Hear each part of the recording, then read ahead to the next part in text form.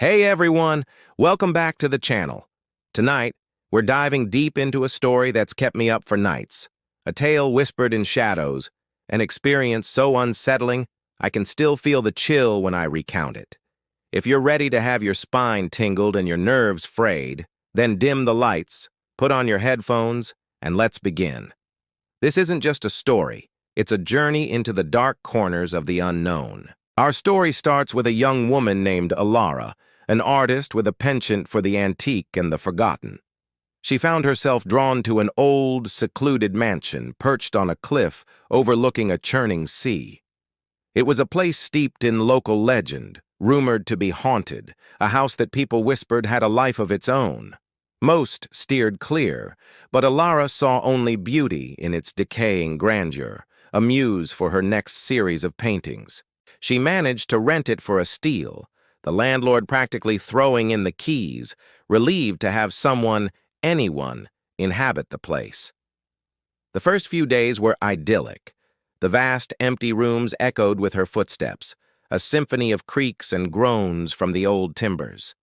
She set up her easel in the grand hall, light pouring through the tall, arched windows, illuminating dust motes dancing in the air. She found inspiration in the intricate carvings on the banisters, the faded tapestries, and the melancholic view of the stormy ocean.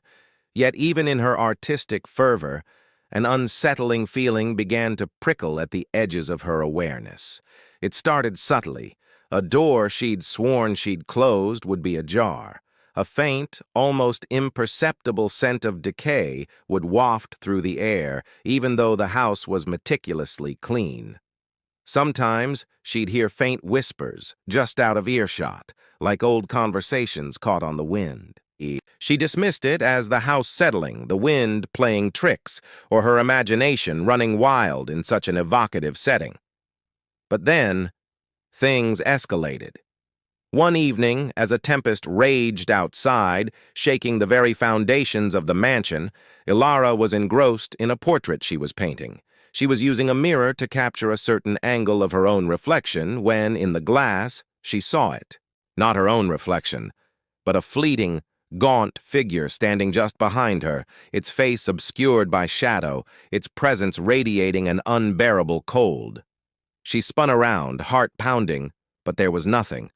Only the howling wind and the flickering candlelight. She tried to rationalize it, attributing it to tiredness, the dim light, or perhaps the sheer gothic atmosphere getting to her. She began to notice patterns. The whispers grew clearer, often sounding like mournful sighs or hushed pleas. Objects would move.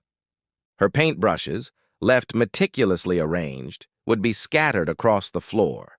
A heavy antique clock, long since stopped, would suddenly chime 13 times in the dead of night, its metallic clang echoing ominously through the silent house. Alara, despite her initial skepticism, couldn't ignore the mounting evidence that she was not alone. The most unnerving occurrences centered around the master bedroom, a room she deliberately avoided. It felt profoundly cold, even on warmer days, and an oppressive silence seemed to cling to it. One night, a strange rhythmic scratching began to emanate from behind its locked door. It wasn't the sound of a rodent. It was too deliberate, too persistent, like nails dragging slowly, excruciatingly across wood. Fear finally started to truly take root in Alara's heart. Driven by a desperate need for answers, or perhaps a morbid curiosity, she decided to confront the source of the disturbances. She began researching the mansion's history. The local library held sparse records, but she pieced together fragments of a tragic tale. The previous owner, a reclusive woman named Lady Isolda, had met a mysterious and untimely end within its walls, vanishing without a trace over a century ago. The few accounts available spoke of her growing despair after a beloved child's death, and a descent into madness, whispering of her attempts to bring her child back. One rain-swept afternoon, while exploring a hidden alcove in the library, Alara discovered a small, leather-bound journal tucked away behind a loose brick. It was Lady Isolda's diary. Her hands trembled as she opened it. The ink was faded, the script delicate and spidery. The entries began innocently enough, describing the beauty of the mansion and her life there. But as Ilara turned the pages, the tone grew darker, filled with grief, obsession, and eventually a chilling descent into something far more sinister. Isolde wrote of her child, lost to a sudden fever, and her agonizing sorrow. Then the entries shifted, detailing strange rituals she was performing, whispered instructions she was receiving from the Presence, a vague entity she believed could reunite her with her daughter. The final entries were terrifying. Isolde described sacrificing something precious, not a living thing, but her own sanity, her own essence, offering it to the house itself, believing it would open a portal, a way to reclaim what she had lost. The last page contained a single shaky sentence. "She is here, but she is not my child. And now, I am trapped with her." Ilara's blood ran cold. The scratching sound, the whispers, the cold spots. It wasn't Isolde haunting the house. It was something else, something she had conjured, something that had consumed Isolde and was now waiting. That night, the house truly came alive. The whispers turned into guttural growls. The scratching escalated to frantic pounding on the master bedroom door. Shadowy figures darted past her peripheral vision.